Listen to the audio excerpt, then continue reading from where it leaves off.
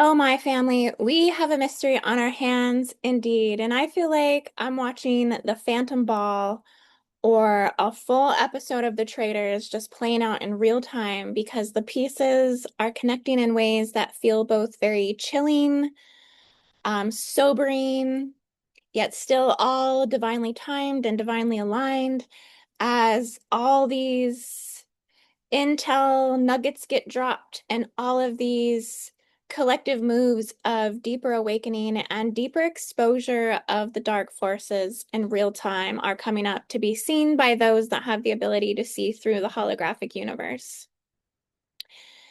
So let's start with the shooter in that recent theater style drama dinner assassination attempt on President Trump. You know, the one at the White House Correspondents' Dinner in the Ballroom just days ago. The gunman was Cole Thomas Allen from Torrance, California. And come to find out, this guy has a direct tie to JPL. And he interned there in the summer of 2014 as an undergrad research fellow. And that's not a coincidence in this web that we're watching unfold. And so, really, this whole piece of the shooter is what brings us right back to the heart of this mystery, as JPL is NASA's Jet Propulsion Laboratory, managed by Caltech in Southern California. This is the premier hub for the robotics, deep space exploration, spacecraft, rovers, satellites, and the Deep Space Network that keeps talking to probes across the solar system. The probing is really very gray-like, isn't it? It's very interesting how the probes keep appearing. Because as far as I've seen psychically, the probes are kind of like implants, and these things are actually implanted everywhere in which they want to monitor us. So definitely the White House has been probed. Um, Other governments have been probed across other countries as all the secret operations and those that took on secret spy missions for the US government. I'm sure they've probed other countries' governments and things like this because you know they're learning from the tactics of Israel, and Israel is one that likes to place probes. And so probing is something that is done by the Greys and probably was taught to the US government across and how to do it across the solar system. So the JPL, I mean, just tying this gray connection in makes a lot of sense. This ties deeply into the force breeder programs, and I've been talking about this a lot, about the atrocities of this and how they've been really, I think there's a whole gray FBP program that's probably the worst of the worst. And this is something that we know is coming to light more and more, that it makes sense to me that we're hitting the head with this GPL location and even Los Alamos, and several other locations such as Utah, Eglin Air Force Base, Huntsville, Alabama, that all of these places are hubs for where they've conducted or organized for their secret missions off planet to every single planet. So I'm sure that the JPL contains secrets of the FBP programs with the Greys, but also how they are signaling and exploring other planets, because the JPL has led missions such as Voyagers 1 and 2 that is still sending signals from interstellar space. We're still receiving this. They've put Curiosity and Perseverance rovers on Mars. There's one called Cassini that's at Saturn, and they also have Juno at Jupiter and the new Europa Clipper. So they task and they track asteroids and monitor Earth from orbit. Now, this would be mixed with government observations and orbiting of Earth to track interstellar connections, communications, travel, whatever it is, but also knowing that what I'm getting, a strong indicator that I'm getting is that these actions are not necessarily guardian aligned, they're more negative affiliation aligned. Just as I was connecting with the Deep Space Network, I got a strong vibrational hit that this is connected to the AFN, the Atlantean Fallen Network, and that this is interweaving a very fine thread between worlds, keeping all of this together. And it's being mismanaged. It's being basically, it's bleeding out from the seams and it's all falling apart because here's where it gets a little bit darker. As you guys know, several of the missing and deceased scientists tied to the growing clusters of cases, including David Wilcox, were working at or with JPL. Um, David Wilcox wasn't working with JPL, but he was working with another aerospace company that was designing aerospace operations for next generation systems. So he's a part of the group, but I don't know if he ties directly to JPL or not. But some of the scientists who were was Monica Reza. She was an aerospace engineer and materials scientist who co-invented Mondaloy, a specialized nickel-based superalloy for advanced rocket propulsion and next-generation interceptors. And she vanished on June 22nd, 2025, while hiking in the Angeles National Forest near Los Angeles. And she was last seen smiling and waving just 30 feet behind her companion. And then she up and disappeared out of nowhere. She just vanished. She was gone. Her disappearance honestly is one that like my energy keeps going to. I know that there's a lot of others that are it's like their energy or their frequency is getting a second wind, such as um Amy Eskridge. It's almost like Amy Eskridge came back from the dead by the way her videos are being posted on social media, basically to finish some unfinished business with what has happened because a lot of people up until this point didn't even really know that Amy Eskridge was actually dead. So there was a lot of confusion there for a little while. But Monica Reza, um, she held patents that were critical for stabilizing exotic materials and high performance propulsion systems. So she was very important and one of the ones that was connected to JPL. And then there's also Frank Mywald, principal researcher at JPL, who passed on July 4th, 2024 in Los Angeles under circumstances that still raise a lot of questions as well. No public cause, no autopsy details released. And some of these brilliant minds were also involved in programs to decentralize and make unhackable segments of our nuclear grid. So very advanced sciences, right? Very important jobs. And to speak about that unhackable segment, right? What is unhackable? What is undetectable? Would have been the rods of the gods, where they're using the tungsten weapons, the telephone rods of tungsten weapons that are carried by the satellites, where they can make precision strikes with precision destruction. And have the same impact as a nuclear strike without the nuclear devastation. So I feel that the rods of the gods technology is connected to JPL as well. And this is me formulating things, making sense of things, pulling in all of the information. There's obviously still a lot more scientists that have a very significant piece of the puzzle. As I think we're up to 13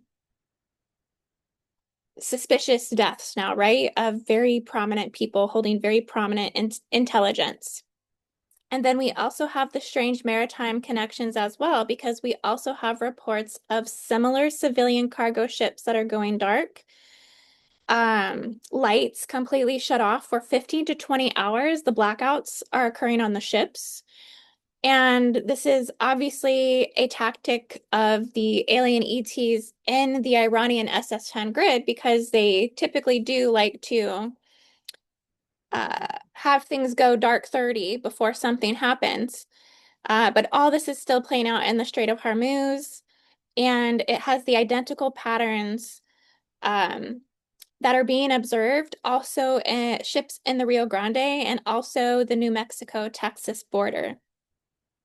And so remember how I told you guys there was a strong connection of power fluctuations from SS10 to SS2.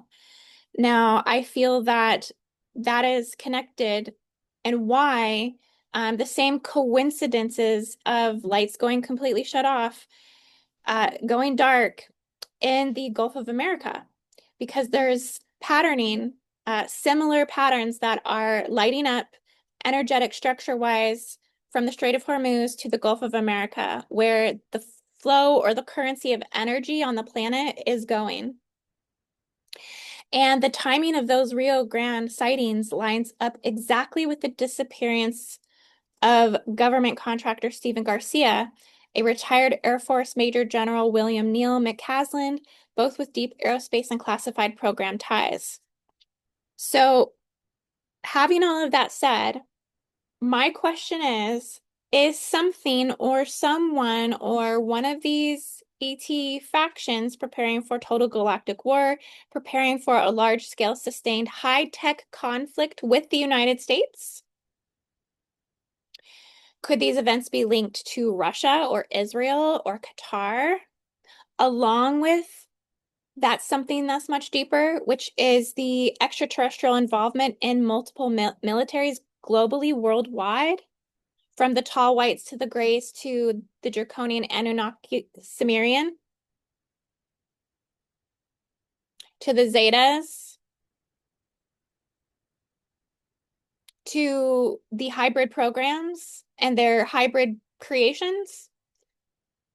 So, from the Guardian lens, I'm leaning towards the hidden faction element of all of this, as you guys know, the non-human intelligence systems that are multicultural and multi-diverse, and that they're creating breakaway groups right now that are actively working to block or control the flow of this information. So what is JPL really beyond the hardware of all of it? And I wanted to look at it from a symbolic gridwork perspective, because I'm going to be breaking all of this down in a gridwork update soon. And put a big like on this video, comment this video, share this video, and let me know if you guys want me to continue to explore the grid infrastructure according to these locations, the JPL functions, because the way I see it is a planetary interface node, a place where human consciousness reaches beyond Earth and receives data back from the cosmos. There's a lot of interstellar communication here. It's clearly a signal exchange hub through the deep space network, translating everything from math, telemetry to radio frequencies into knowledge, right? They're pulling everything that they're retaining from the satellite data records. The satellites are very, very important for all of this, right? The satellites are direct interstellar communication systems. So they're collecting data.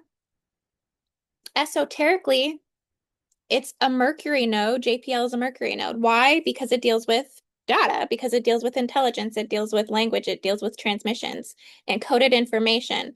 So if we view Earth as a living body, sites like JPL, sites like Los Alamos, sites like Area 51, these are actually considered crown chakra archetypal points in the grid, because this is where planetary awareness extends upward into the stars and into the ultra-terrestrial dimensions, the holographic universe. So just think of that for a moment, right? Like, let that kind of open up your field as you tune in to interpret what all of these mysterious deaths and timings are ultimately about, and the connection points in which it's tied to. And then also what's so significant is we have to um, understand what's going on in Huntsville, Alabama. So Huntsville, Alabama is the true epicenter connection to Amy Eskridge's death. Huntsville is home to Redstone Arsenal, and that is the beating heart of America's space and advanced propulsion programs. This area is actually bigger than Area 51. This is where the entire Space Command headquarters is consolidating.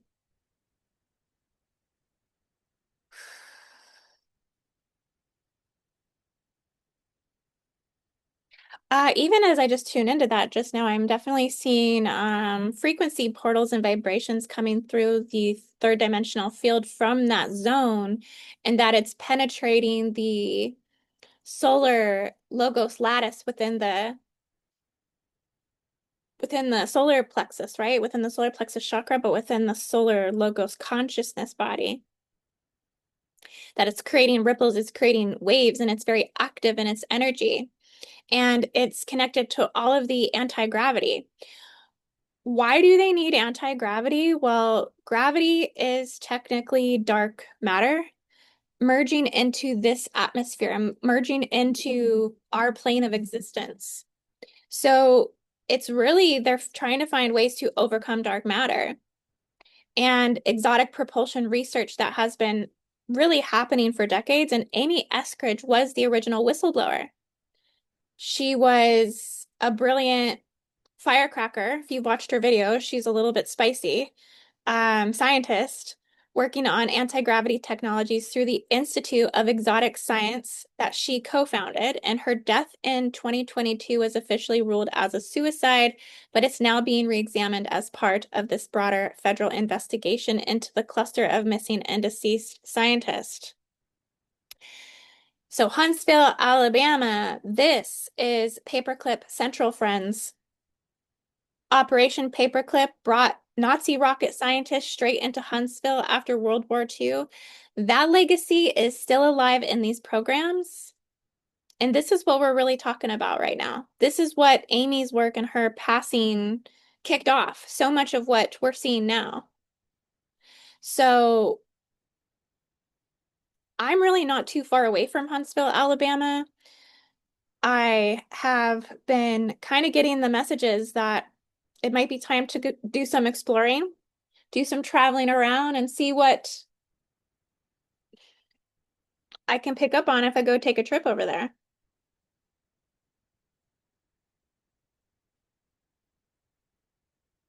But as you can see, the mystery is still unraveling in real time. None of this is random. It feels aligned with the continued disclosure wave. Also, the Epstein files, in which I talked about on my show the other day with Ella LeBain, that the Epstein files were the initial alien disclosure. It's what kicked it off because he's tied to the FBP, the hybrid programs. It's tied to the off-planet human trafficking and underwater military installations, things like this. And the Pentagon's slow release of UAP and non-human intelligence documentation. I believe that we're witnessing an attempt to redact key people and technologies before the big revelations drop. They're basically clearing the field. They're cutting all the loose ends that could be neutralizing voices who could challenge the status quo, who could challenge the controlled narratives that they're going to feed us around advanced propulsion and energy systems and the cosmic connections to it. So that way they can 1000% control this disclosure narrative. Whew, yeah, you guys. So this is huge.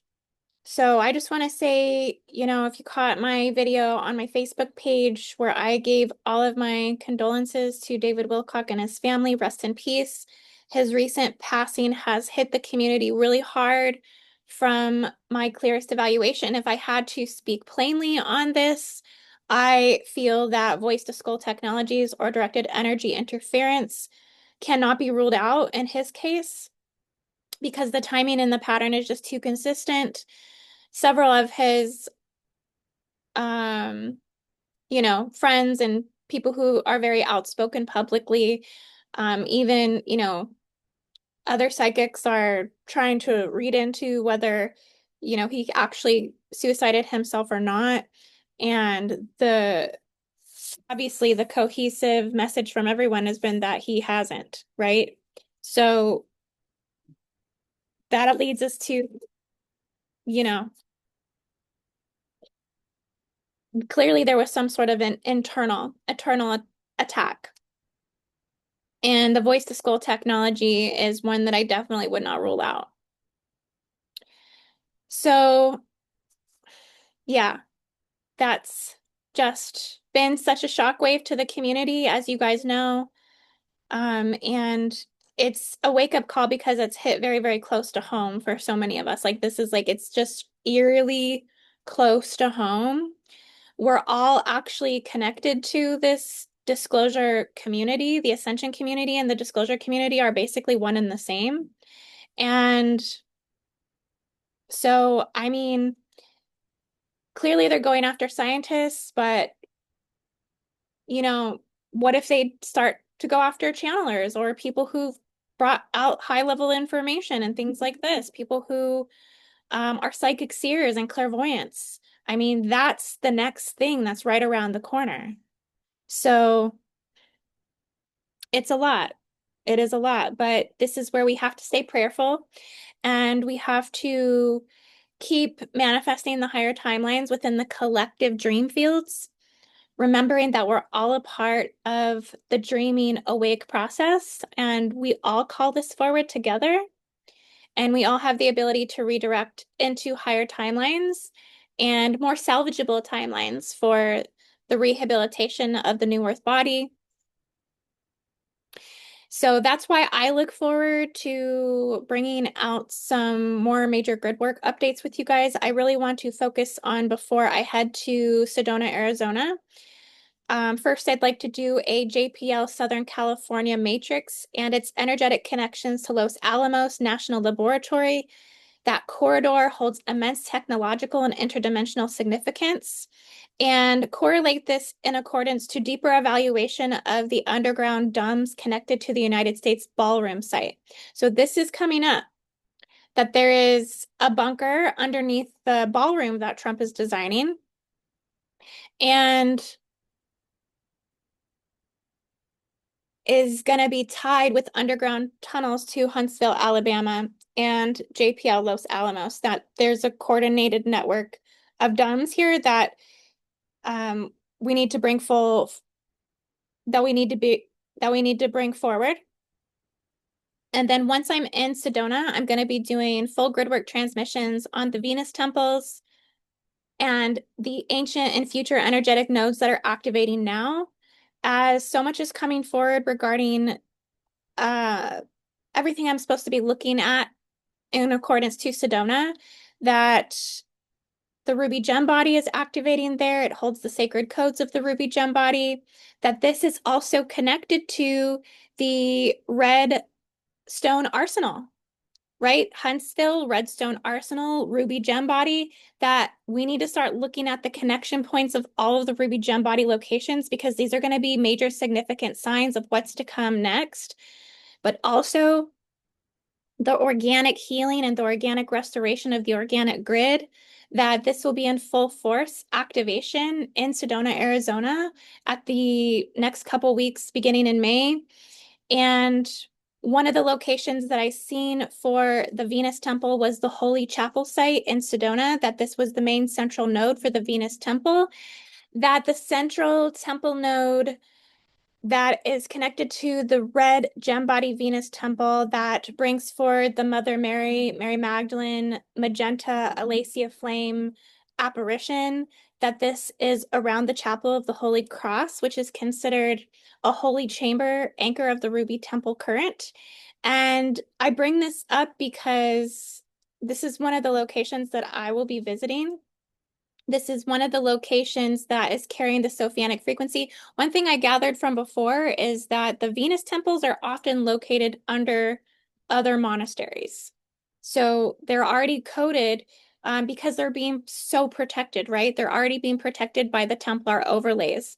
So I need to get in there and evaluate the Chapel of the Holy Cross, the red rock surrounding the chapel, as that may be the central command of the gemstone matrix, amplifying prayer, devotion, sacred feminine remembrance, and that the secondary nodes of that temple circuit are Cathedral Rock, Bell Rock, Airport Mesa, and Boynton Canyon. So I'll be putting a update together for that.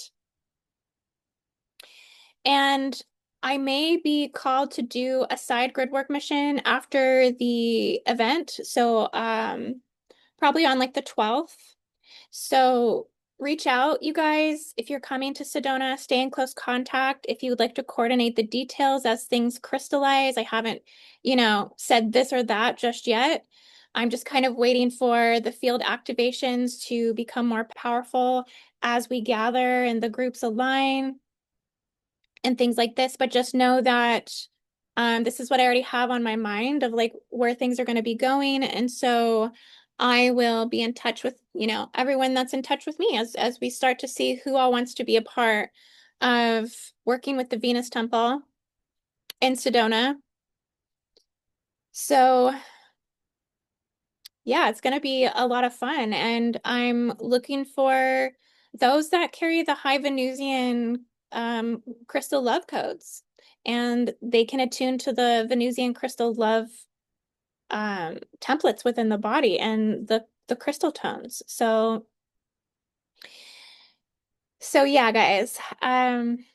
Thank you so much as we navigate this chaos of revelations, redirections, and all of the hidden hands that are playing out. But the Guardian Alliance does have guidance for maintaining discernment around all of this disclosure that's coming forward. And the messages that I have got have been to just stay anchored in your own sovereign light, right? Like really understanding what that means to be sovereign, really creating a strong boundary around you within that sovereign light.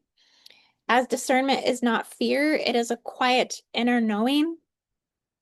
And ask yourself, does this information expand my heart and my awareness, or does it contract me into paranoia? Okay, cross-reference with your own intuitive hits, not just external voices. And just hold the middle path right now, as the truth is rarely in the extremes of blind trust or total cynicism. It lives in the integrated field where facts, intuition, and heart coherence meet. And the messages I've been getting is just to protect your energy field daily, you guys. Daily rituals of purification, daily rituals of protection, daily rituals of obedience to your higher self and obedience to what God is signaling to you to be doing. That God is closest to those that are listening to what God is telling them to do. And just keep breathing. Breath is food, you guys. Food is in breath. So keep doing the breath work, keep, connecting with nature and sound and light and our community. And when all of the noise gets really loud, return to the breath. And just know what is mine to know right now. And don't worry about the rat race of information. Things will come to you as they need to come to you. They will align to you as they need to align to you. We are all connected to divine timing in this great unveiling that is happening, but it is happening through us. And we have to remember it's not happening necessarily to us, it's happening through us. Okay, so stay in your sovereignty, stay in love, stay curious about what's going on, and just know that the cosmos are protecting us. And I really feel like this is why I was so guided to bring forward the 13 Venusian crystal satellites in Chapter 8 of the Guardian Alliance Gridwork and New Earth Prophecy Planetary Architecture. I'll leave links down in the description of my book. But I speak about the 13 Venusian satellites and how this has been monitoring the Earth's core and all of the negative interference that is ultimately occurring. That that Venus is a guardian planet to Earth, and they are the bridge to New Earth and to rehabilitation of this planet. So just know that we are not alone in this. The guardian frequencies are with us. Okay, you guys, so I love you all so much. This is Indigo Angel. I'm signing off for now as I'm gonna go enjoy the pool for a little while. I'm all ready to get in. I got my hat, I got my glasses. The weather is beautiful. The water is starting to get nice and warm. So I'm signing off for now, and I'll see you guys in the grid. Stay sovereign, stay connected, and above all, stay in your heart, your higher heart, your angelic heart, not your human heart, your angelic heart. Okay? And namaste.